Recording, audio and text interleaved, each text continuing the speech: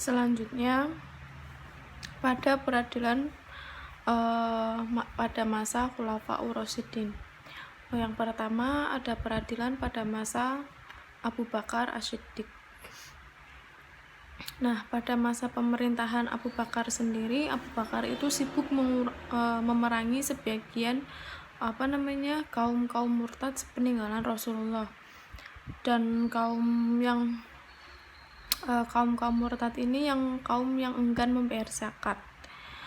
Nah, Abu Bakar ini bila menghadapi suatu perkara itu perkara yang akan diputuskan, Abu Bakar ini selalu memperhatikan isi Al-Quran dan sunnah-sunnah Rasulullah. Beliau juga kalau memutuskan sesuatu yang ingin diputuskan itu selalu melihat Al-Quran ataupun sunnah-sunnah Rasulullah. Ketika Al-Quran atau sunnah Rasulullah tidak ada, ya beliau akan musyawarah dengan sahabat-sahabatnya. Yang kedua, peradilan pada masa Umar bin Khattab. Pada masa Umar ini kekuasaan yudikatif mulai dipisahkan dari kekuasaan eksekutif. Pada masa Umar bin Khattab juga disusun Risalah Al-Qadha yang dibuat oleh Musa Al-Asy'ari, hakim Kufah, atas instruksi dari Umar bin Khattab sendiri. Prinsip-prinsip hukum pada masa peradilan Umar bin Khattab yaitu yang pertama eksistensi dan kedudukan, yang kedua eksistensi keputusan, yang ketiga asas objektivitas, yang keempat pembuktian, kelima pedoman, keenam peninjauan kembali. Selanjutnya peradilan pada masa Utsman bin Affan. Pada masa Utsman bin Affan ini mengikuti langkah-langkah yang ditempuh oleh Khalifah Umar bin Khattab dalam hal-hal pemilihan qadhi. Beliau juga menyandarkan keputusannya melalui Al-Quran dan Sunnah. Nah, jika dalam Al-Quran dan Sunnah ini tidak ada pencerahan atau tidak ada putusan-putusan, maka beliau tidak menemukan keputusan itu, maka beliau bermusyawarah dengan sahabat-sahabatnya untuk menetapkan suatu hukum.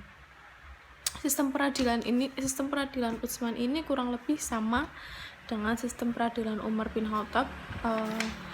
Tidak ada yang berubah, yang beliau itu hanya meneruskan sistem peradilan dari Umar bin Khattab sendiri. Salah satu perubahan penting bagi pengadilan Islam pada zaman Umar bin Khattab ini adalah dibangunnya bangunan khusus yang digunakan untuk peradilan negara Islam sendiri. Yang terakhir, peradilan pada masa Ali bin Abi Thalib. Ali menerapkan hukum di antara manusia selama di Madinah. Ali ini menerapkan hukum manusia ketika di Madinah. Selama dia di Madinah itu dia menetapkan hukum-hukum. Ketika keluar dari Basrah, dia mengangkat Abdullah bin Abbas sebagai gantinya di Madinah. Nah, ketika itu Ali akan meninggalkan Madinah. Ketika beliau itu meninggalkan Basrah atau di Madinah tersebut, beliau ini mengangkat Abdullah bin Abbas sebagai gantinya. Dan selain Abdullah bin Abbas, beliau juga mengangkat Abdul Aswad Ad-Du'ali dalam masalah pemerintahan di Basrah. Beliau juga mengangkat Abdul Aswad Ad-Du'ali untuk mengurus pemerintahan yang ada di Basrah sendiri. Nah, Ad-Du'ali ini juga diperintahkan menyusun kitab-kitab tentang Ad-Du'ali ini diperintahkan juga untuk menyusun kitab-kitab yang yang berkaitan dengan dasar-dasar ilmu nahwu. Beliau juga memperhatikan para gubernur dan para hakim dengan bimbingan dan pengetahuan dan pengarahan. Selanjutnya sejarah Bani Umayyah. Ini bab keempat atau materi yang keempat lah sejarah Bani Umayyah.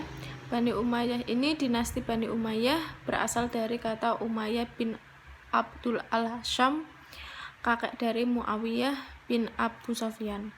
Awal mula berdirinya dinasti Umayyah ini ketika masa Khulafaur Rasyidin Ali bin Abi Thalib. Pada saat itu Muawiyah menjabat sebagai gubernur di Damaskus, yang juga masih kerabat Utsman bin Affan. Menurut atas kematian Utsman, dari dulu itu Ali bin Abi Thalib dan Muawiyah ini terjadi perselisihan antara kedua belah pihak tersebut. Nah, dari perselisihan tersebut terjadilah peperangan antara Ali dan Muawiyah, dan perang itu dinamakan Perang Siffin. Kenapa dinamakan Perang Siffin? Karena mereka melakukan di daerah Siffin, daerah itu namanya Siffin. Sejak peristiwa itu, Ali tidak lagi menggerakkan pasukannya untuk menurunkan Muawiyah, tetapi Ali ini menggempur habis orang-orang Khawarij. Nah, ketika terjadi perang Siffin antara Ali dan Muawiyah, Ali bin Abi Thalib ini terbunuh pada saat perang tersebut. Ali ini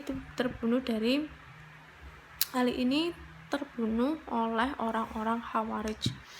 Selanjutnya, hubungan peradilan dan penguasa. Yang pertama, pemerintah yang demokratis yang menjadi monarki. Yang ketiga, mereka menyebut khalifah Allah itu adalah penguasa yang diangkat oleh Allah untuk memimpin umat manusia dengan mengkaitkan Al-Quran dan Sunnah.